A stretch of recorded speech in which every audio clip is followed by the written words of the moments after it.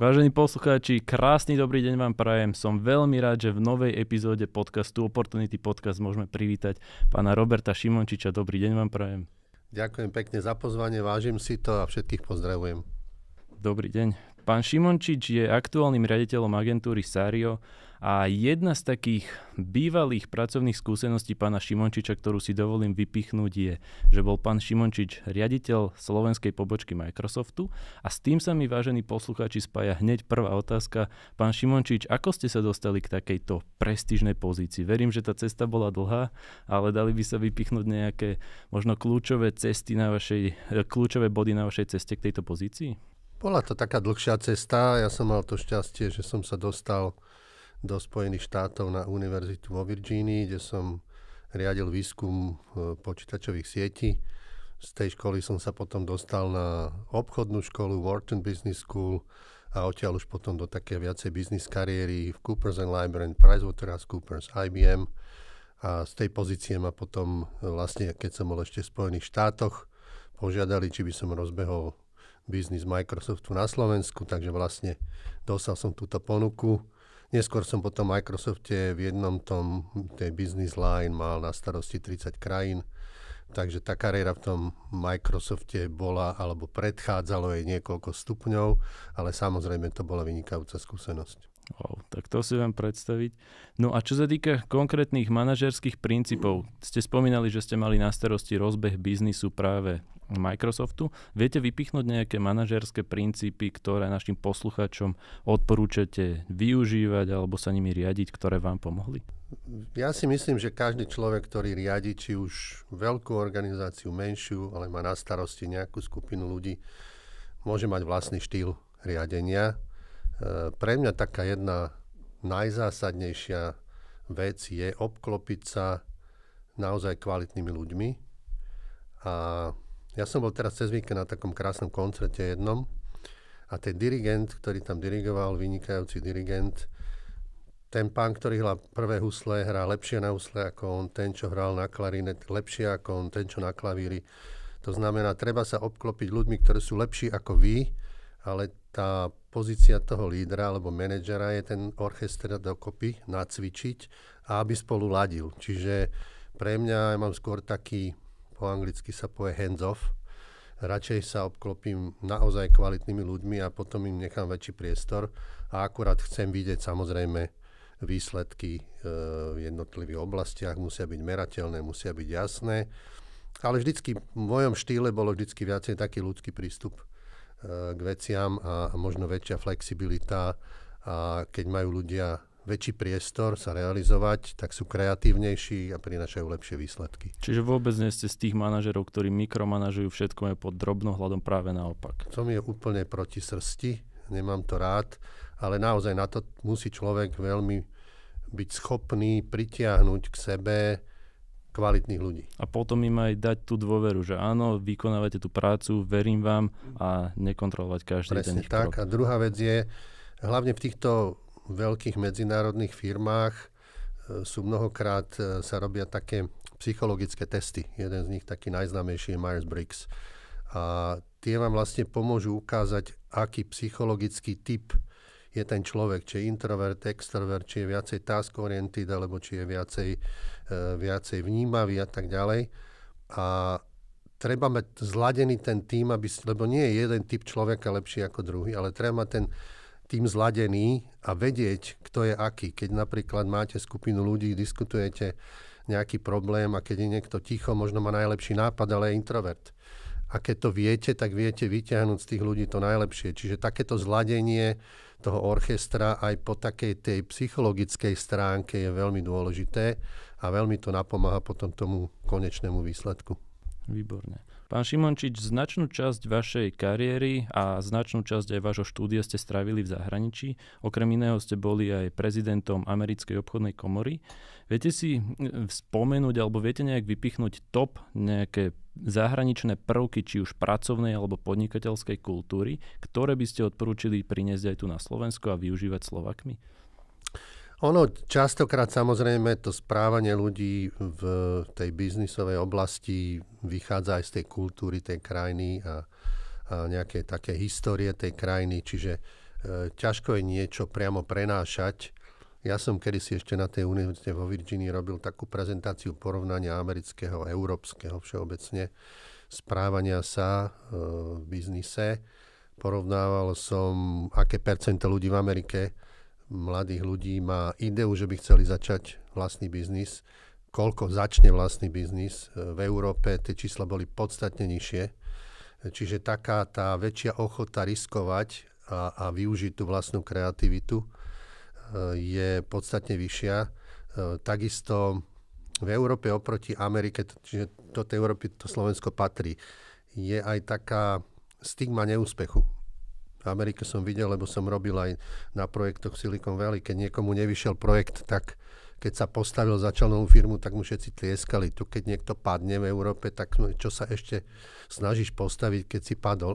Trošku to vulgarizujem, hej, ale priemerne ten pocit toho, že ešte raz vyskúšam, je taký otvorenejší v tej Amerike. Možno je to mladšia krajina, inak vznikla, ale takéto tie prvky toho, že keď sa niekto snaží a snaží sa druhý a tretíkrát, tak ho skôr treba povzbudiť, ako ho zatratiť. Hej. Čiže niektoré prvky sa dajú preniesť, ale nie je to také jednoduché, lebo Slovensko nie je samostatne oddelené od tej Európy. Európa má takéto vnímanie.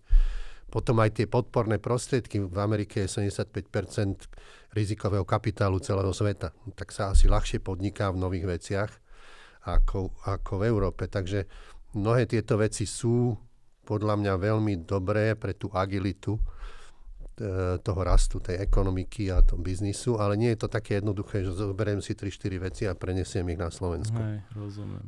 Dobre, keď sa na to pozrieme z takého manažerského podnikateľského pohľadu, ktorý ste načrtli, tak spomínali ste teda, že není zopár jednoduchých prvkov, ktoré by sa dali jednoducho dostať na Slovensko. No ja som počúval podcast s jedným pánom, ktorý dlhé roky pôsobil v Amerike a on napríklad povedal jeden taký prvok, že Európania sa v porovnaní s Amerikou oveľa viac zameriavajú na to, aby ich produkt a služba boli čo najlepšie a naopak Američania sa zameriavajú oveľa viac, samozrejme v rámci možností, práve na marketing a predaj. Vnímate to aj vy a prípadne vedeli by ste doplniť nejaké ďalšie takéto špecifika? Je to určite jeden dobrý pohľad na veci, ale práve preto treba mať zladený tím. Sú napríklad dva typy ľudí. Jedni sú takí, ktorí, určite poznáte ľudí, ktorí chodia na čas a potom sú takí, nech robíte čokoľvek, prídu neskoro. A tí, čo chodia na čas, to sú ľudia, ktorí chcú mať veci hotové, na čas. A keď to aj nie je v úplnej kvalite, ale urobia to. A tí druhí, to sa volá, že perceiver, tí to nepustia, pokiaľ to nie je perfektné. A keď máte dobre zladený ten tím, tak dostanete lepší výsledok. Ale áno, v tej Amerike je to tak, že ten trh je rýchly.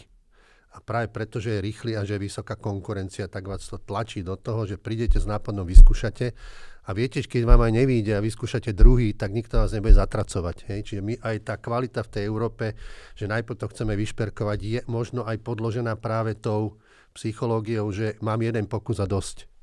Takže tá väčšia otvorenosť a väčšia obrátka tých nápadov v Amerike je aj kvôli tomu, že ten systém tam tak funguje.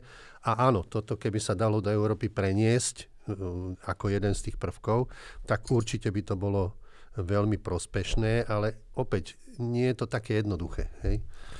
Čiže ak si z tohto posluchači niečo môžu zobrať, tak ak by v rámci možností jednoducho neboli až tak ustrachaní z neúspechu a jednoducho si uvedomili, že práve to, že zlyhajú a začnú znova niečo iné, tak to im môže pomôcť, tak to by im pomohlo. Hej? Určite áno, ale na to musí byť potom aj tá infraštruktúra tej podpory, napríklad finančnej, toho rizikového kapitálu. Keď niekto vie, že ste už niečo vytvorili do určitej hranice, síce to nevyšlo a vedia, že máte dobré nápady, tak vám zase dajú nejaký funding, čo teda v Európe tiež je oveľa ťažšie a už na Slovensku veľmi ťažké, však to vám určite môžu mnohí ľudia z tej startup komunity na Slovensku povedať, že to financovanie je veľmi náročné. No a potom ďalšia dimenzia, ktorej sa nedá úplne tak ľahko pomôcť, je ten trh v Amerike je obrovský a homogénny.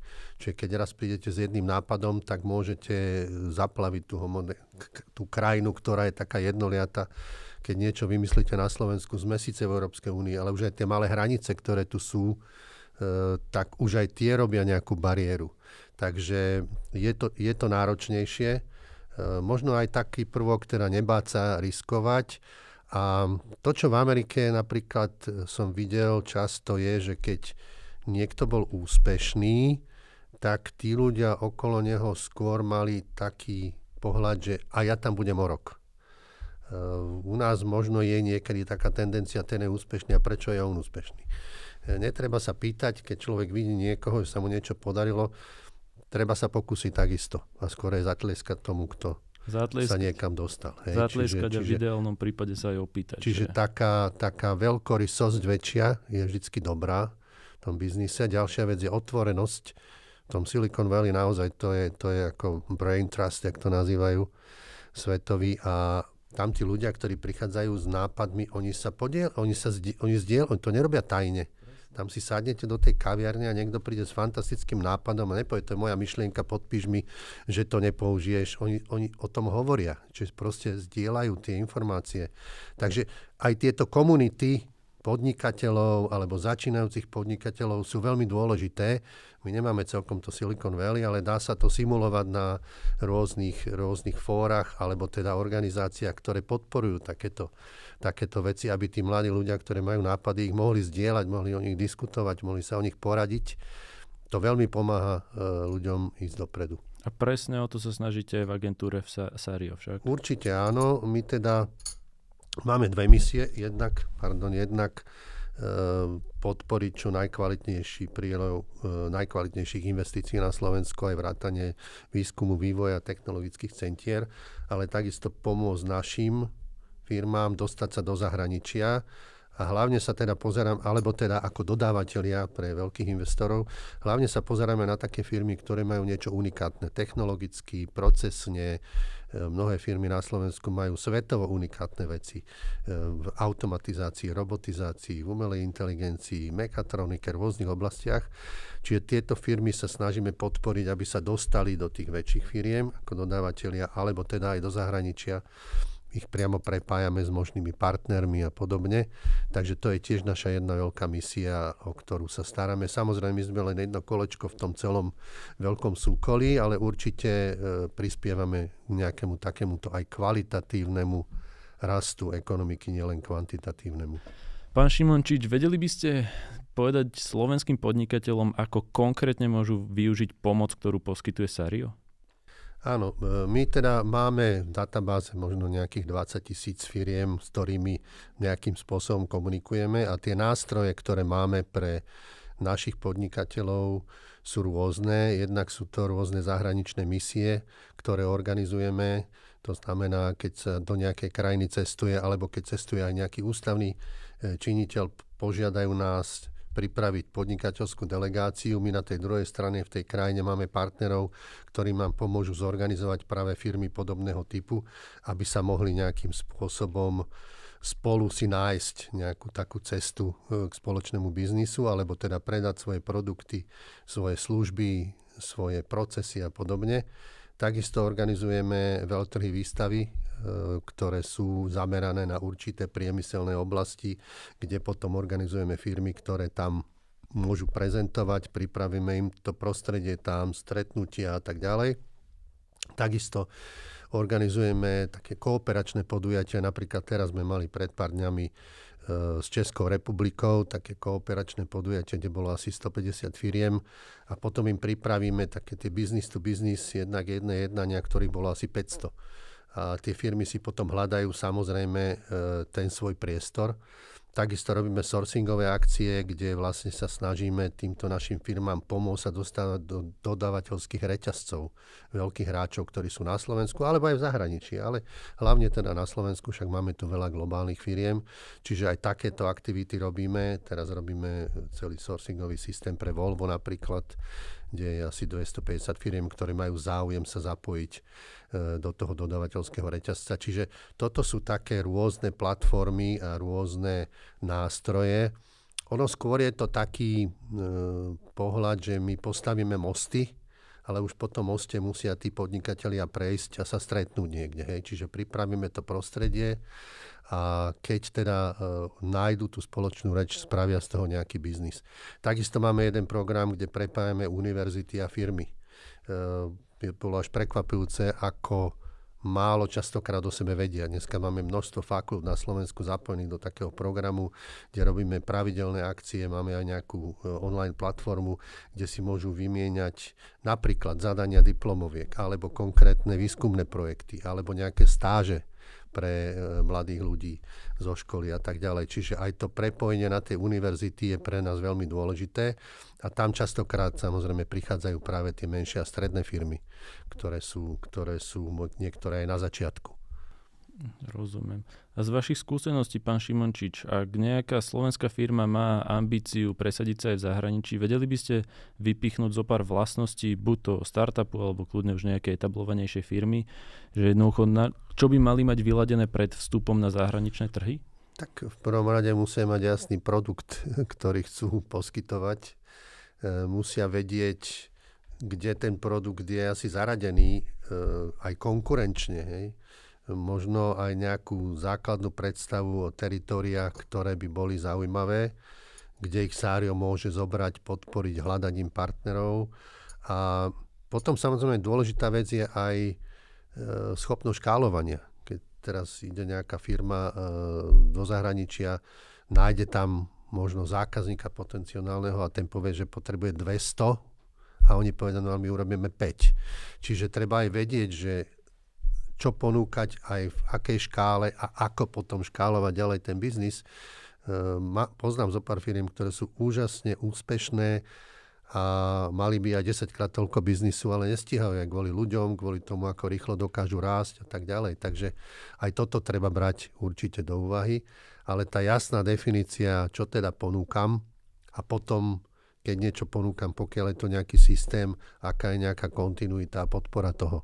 Čiže toto sú všetko také základné veci, ale určite vieme aj v tomto nejakým spôsobom poradiť, keď teraz sa snažia tie firmy preraziť na konkrétne trhy. Dobre, a čo vnímate ako také negatívne stránky firmy alebo nejaké red flagy, že keď za vami príde nejaká firma alebo keď sa stretnete s nejakou firmou, ktorá má záujem expandovať a či viete jednoducho nejak na základe vašich skúseností si spomenúť, že ktoré sú také často opakujúce sa negatívne prvky na slovenských startupoch alebo firmách? Ja by som ináč tak úplne neoddeloval startupy a proste nejaké menšie firmy, ktoré sa rozbiehajú alebo sú rozbehnuté. Máme dosť podobný prístup k tomu. No, v prvom rade je to, častokrát nemajú predstavu, čo naozaj je ten produkt alebo tá služba. Je to moc doširoka zadefinované, čiže musia si vedieť radšej užšie zadefinovať a hlbšie a mať predstavu o tých veciach, čo som hovoril. Vrátanie toho, aké trhy, aká je konkurencia, aké škálovanie je do budúcnosti možné. Čiže áno, to, čo vidíme niekedy, že niekto má ideu alebo už aj rozbehol niečo, ale je to také skorej ad hoc viac ako nejaké systémovo nastavené do budúcna. Čiže systémovo si vedieť vydefinovať ideálneho klienta, ideálny trh a potom aj, ak sa to podarí, nejaký ten best case scenario si vedieť zvážiť, že dobre, super, predali sme viacerým firmám alebo jednému klientovi viacerokrát, tak budem vedieť dodať tú službu alebo ten produkt. Áno, a my teda samozrejme, keď sú zahraničné misie, radi zoberieme čo najširšiu škálu tých firiem, ale na to, aby boli tam potom na konci úspešné, tieto veci by mali vedieť. Čiže to nie je celkom tak, že niekto príde a my povieme, no ešte to nemáte vyriešené, choďte si urobiť domácu úlohu. To nie. Ale keď chcú byť úspešní, tak mali by mať takéto základné veci dosť jasne nejak ukotvené a jasne vedeli urobiť tú value proposition, alebo teda tú hodnotovú propozíciu pre toho možného klienta, alebo teda partnera. Častokrát tie firmy hľadajú partnera, ktorý je taký komplementárny k ním v zahraničí. Čiže neznamená, že mu to idú predať, ale možno nájdu niečo spoločné, čo môžu spoločne potom ďalej vyvíjať alebo spoločne ísť na nejaký ďalší trh. Čiže aj takéto vzťahy, samozrejme a hlavne v tej technologickej oblasti, v IT oblasti je to asi také najprirodzenejšie. OK. Dobre, a keď sa posunieme od firiem ku zakladateľom tých firiem, čiže ku konkrétnym podnikateľom, vedeli by ste im odporúčiť, v akých oblastiach by sa mali vzdelávať alebo v čom by mali na sebe pracovať, aby jednoducho zlepšovali tú svoju pozíciu na trhu a neustále poskytovali čo najlepšie služby a produkty? Ono je to také prirodzené, keď niekto má to v sebe a proste je schopný niečo vymyslieť a potom to aj realizovať, tak je to také dané už aj tým, čo človek má ako predispozíciu. Ale častokrát je dôležité, aby ten človek naozaj, keď niečo takéto začína, mal drive. Musí tomu veriť, musí mať drive. Je to ťažká práca, nie je to na hodiny, ale je to proste od nevidíš do nevidíš, keď to tak mám povedať. A asi je dôležité aj to, že človek by mal poznať svoje silné a slabé stránky a mal by pracovať na tých silných. Nie vyrovnávať tie slabé. A každý má niečo, v čom je naozaj dobrý. A to by mal, ako keď teraz hovoríme osobne o nejakom rozvoji ďalšom, to sú práve tie veci, na ktoré by sa mal sústrediť. A ja nie som zase celkom zástancom, že nájdem si jeden vzor Bill Gates a budem taký, jak Bill Gates, ale nie je zlé počúvať múdrych ľudí, ktorí niečo dosiahli. Ja som mal to šťastie, teda konkrétne, keď hovorím o Gatesovi, že som ho veľmi často stretával, ďalších lídrov ako Jack Welch a podobne. Je dobre počúvať týchto ľudí, lebo oni prešli niečím. Netreba sa pozerať na to, že to zopakujem, ale minimálne počúvať, aké majú názory, ako prišli k tomu, čo robia, čo by robili do budúcnosti. Čiže aj počúvať takýchto múdrych ľudí. Ja som stretol množstvo ďaleko múdrejších ľudí, jak ja, veľa som sa od nich naučil.